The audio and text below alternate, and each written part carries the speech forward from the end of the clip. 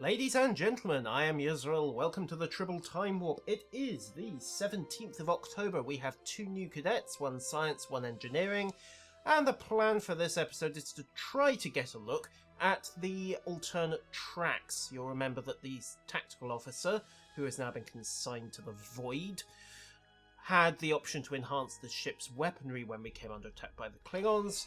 Let's see what happens to the engineer and the science officer. We'll pick up at the turbo lift for each of them, because on one other playthrough this did actually work properly, which was something of a minor miracle. It then bugged out later on, which rather spoiled the effect. But I now know why that hull breach took so long to seal, and hopefully I can show you that. In the meantime, let's get the disposable cation on the job. Right, okay, well this looks promising. We have armory doors in place, which is an excellent start. So, pop the codes here. I have no idea why this is bugging out at apparently random.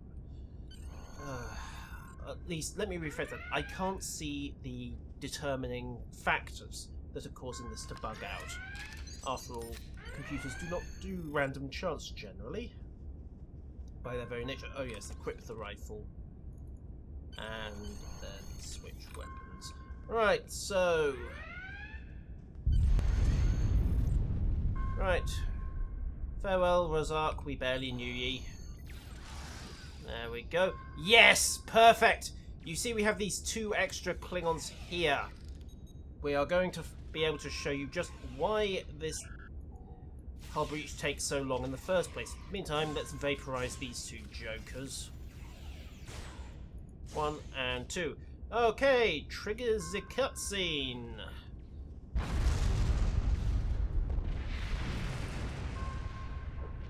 As I said, a touching method, even if it does still need rather a lot of work. But yeah, that's why that hull force field took so long to come on. Eviction protocols number 522.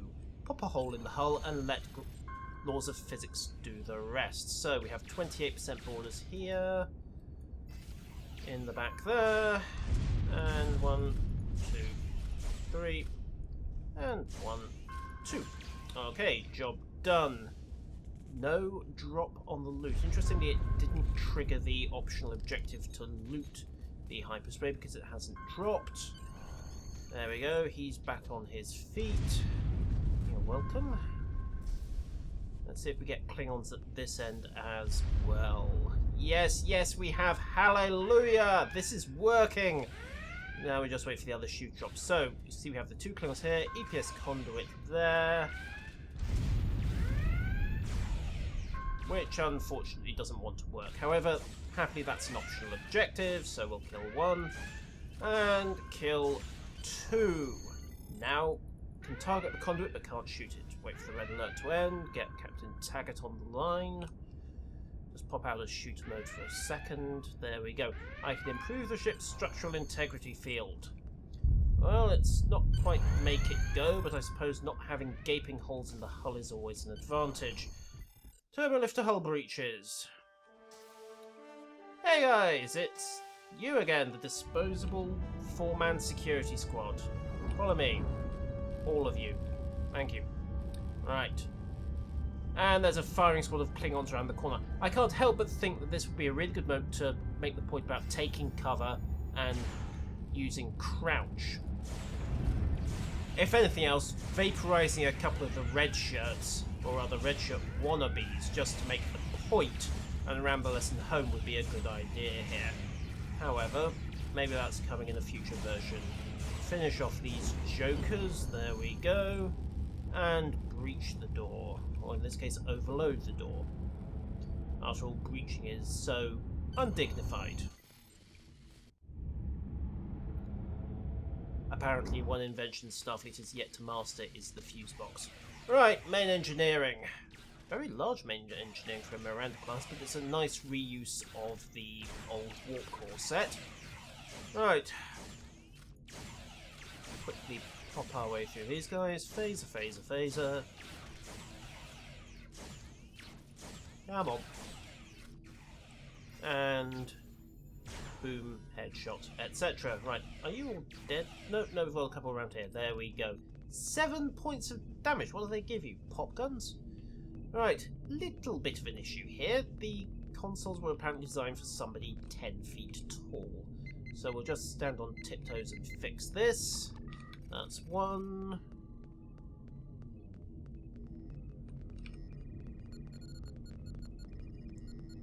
That's two. And that's three. Right, those consoles need to be moved down a touch, but test server is test server. This is what it's for. Also, yeah, well.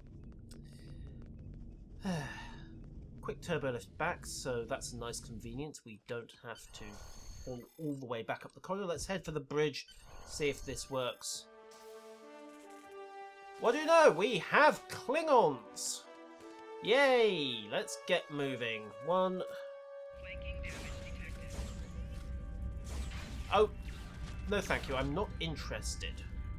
As attractive an offer as it is, I'm really not interested. Fall over. Thank you. And you. Zap. Alright, well, you... Fair enough. Okay, what do we have? Tend to the wounded bridge crew. Right, let's get these people back on their feet. Heal cadet. Resuscitating. Actually, if we just had it use the number 5 resuscitate ability, that would be a good training point here. Actually, can we do that? No, pity. That would have been a useful touch. Maybe there's something in the resuscitate abilities code that means it doesn't work. Right, back on your feet. We need a working helm. Morek, likewise. Come on. Up you get. Let's see what Tuverell says. Excellent. Oh, incoming transmission. What a shame. Well, fair enough. I suppose that's a good way to get the centre seat. We have a new cutscene.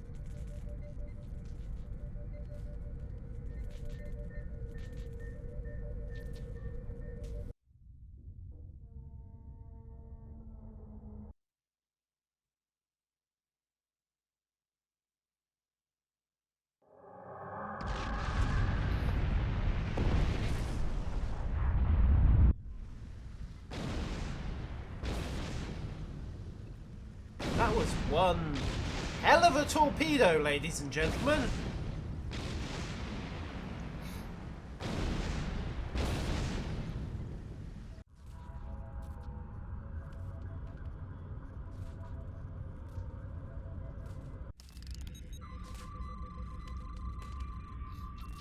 Well, say what you like about Captain Taggart, but at least he got to go out like a boss on this version of the mission.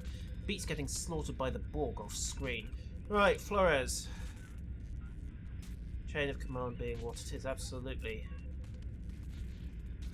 Well, only one thing for it. Let's take the chair.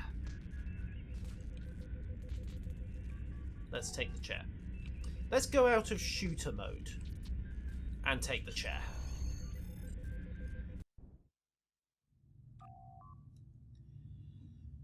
Okay, right, so we are in space. Well, let's keep things going. The science officer can wait for a bit. All depth reporting in, we took some damage. Send out a distress call.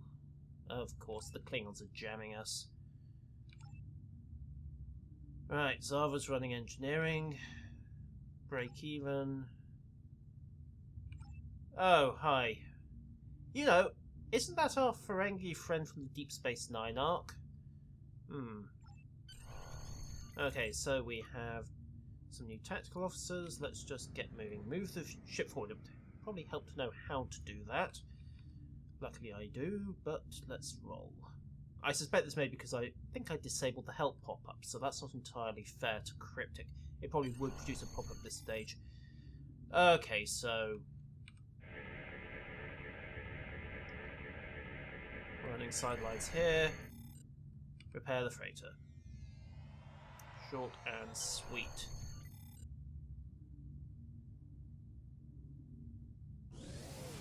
You little rat!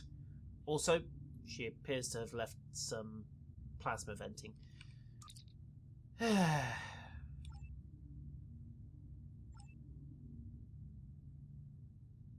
Right, so no warp drive, and there's wreckage here. Well, let's start scanning. Things have been busy, haven't they? I count 2 heavy cruisers, a couple of freighters. Okay, let's get rolling. Okay, so this is very much a rework of the Klingon mission at this point. Well, fair enough, it's got to cover the same concepts after all. Test ship weaponry on debris. That doesn't really make sense, it has to be said. Haha! Yeah, just a little. Right. Well, unfortunately for you, we've got some working plasma injectors at this point, so let's get going. Right.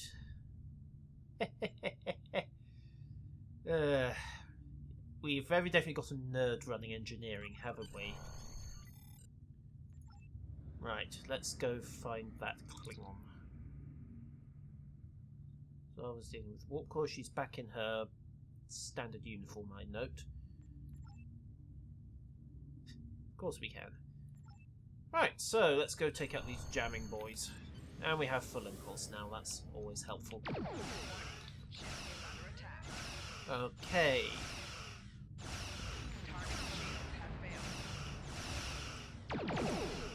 Destroy 1 sat. This is probably going to trigger a secondary objective. There we go. Shield tip goes ahead. If I hadn't disabled...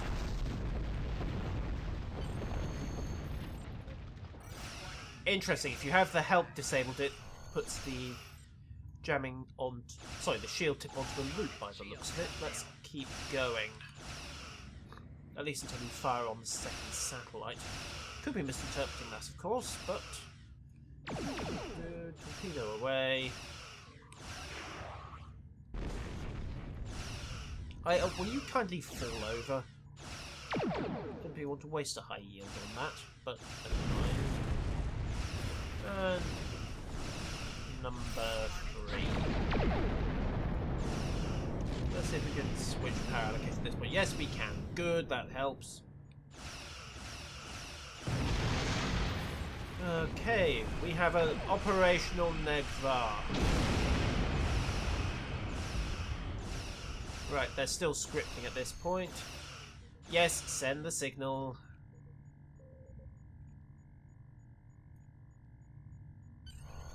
Do we get a response? Okay. Full impulse. Yes, I'm sure you can try. Let's keep going. Pretty nippy for a battle cruiser, if you got all the way out there in a few seconds, but let's not split hairs. Up from impulse. Oh, it's a trap. What a surprise. Mind you, it's not much of a trap. Come on, fall over. There we go. And secondary phase is to cripple the other one. I don't even need to bother with torpedoes at this rate. Pop. Right, let's go. Trigger trap number 2, I suspect. Wait for red alert to drop. There we go. Onwards! And then remember just how slow the standard ships were when you're used to top-of-the-line engines. Drop from impulse at speed. There we go. Ship is under attack. Try not to break anything else. Well, we'll try, but... Target shield has failed. Okay. That's one. Collapse the shields on the second. Tube to bear, and high yield away. Good night, you little... There we go. Oh, they brought some more in for fun and games. Let's keep going. There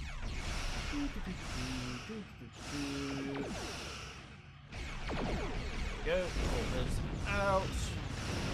And good night. Right.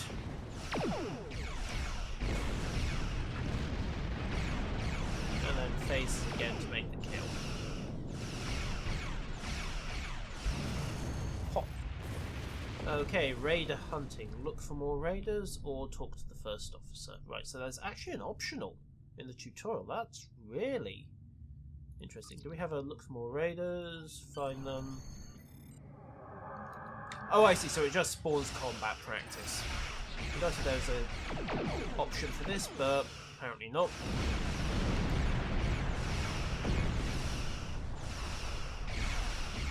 I suppose if you want to just victimise calls at random, it's not bad for a giggle. There we go. Okay, so we got the extra raiders, and it's cycled the mission again, so you can keep this going more or less ad infinitum. Right, let's talk to Flores and get this scene rolling. Done fighting. Incoming transmission from the USS Renown. Yes, we recover this. The captain's dead. I've got a ship full of cadets, and there's a Negvar running around.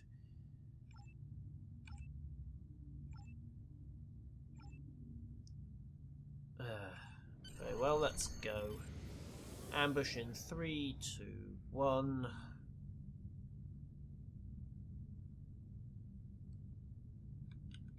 In 3, 2, 1. Yep, that wasn't predictable at all. Should be a shield effect bubble coming from there. Well, handy of them to save us the bother of hunting him down. You're a hopeless lie, you know that? Right, let's go. I'm sorry, how did you make captain?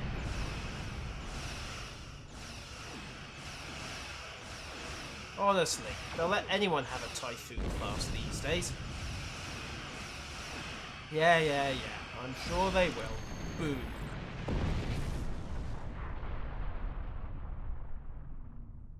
Right, field promotion to the rank of ensign, proper authority, and we get our engineer and some nice Mark 1s. Right.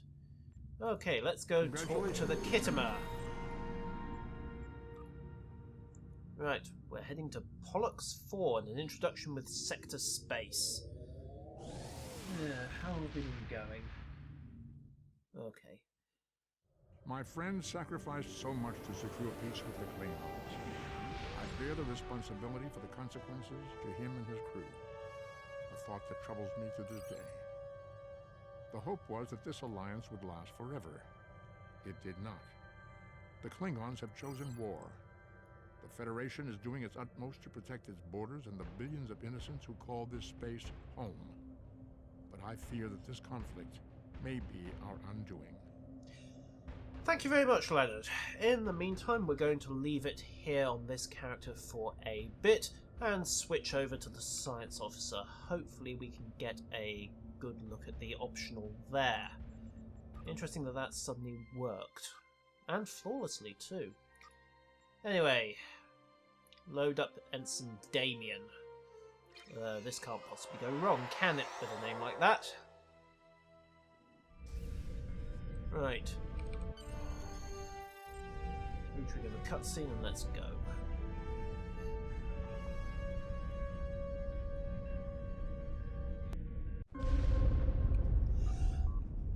Okay. Right, so door is bugged. That's a little awkward. So let's pop this and hope we can get it working.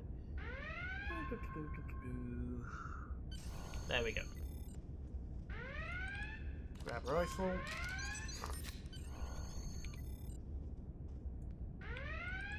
Inventory, equip rifle. Swap weapons. And kill the cadet yet again.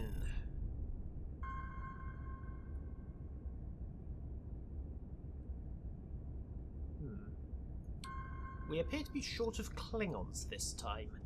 Right, let's see what we get.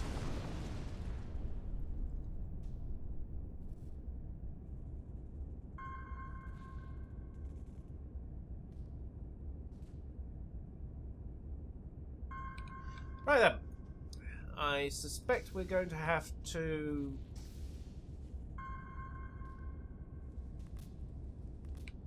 We are very short of Klingons. Okay, well let's stabilise the cadet. And then see if we can switch things around with a change of instance. No, right, that's not happening. Okay, we are stuck in that case. I can't switch instance, and while changing character might help, we've been going for quite long enough. So, ladies and gentlemen, I'm going to leave this episode of the Time Warp here. At least we got one cadet past the block that was stopping us last time. So, science track will have to wait for a bit, but for the moment, I have been Yusrul. If you like this, obviously subscribe and follow on Twitter at Yusrul for updates. Yes, that was blatant advertising, what can I say? And I'll see you next time. Farewell.